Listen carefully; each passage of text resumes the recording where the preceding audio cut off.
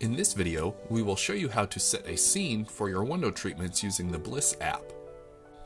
On the top of the home screen, select Scene, then select the plus sign to add a new scene. Next, you'll name the scene, usually something that describes its purpose and is easy for voice commands, such as bedtime or movie night. Then, tap on Add Shade, and the app will take you to a list of paired shades. Choose which blinds or shades you would like to add to this scene. Now, select where you want each device to move to. You can choose a custom position, or tap the star to send the blind or shade to a programmed favorite position. When you're done, tap Done, and you'll be taken back to the scene home screen. You can add more shades to the scene, or tap Done to complete this scene. To use a scene, tap the Run button on the right side of the scene, and all of the shades in that scene will run to the preset position.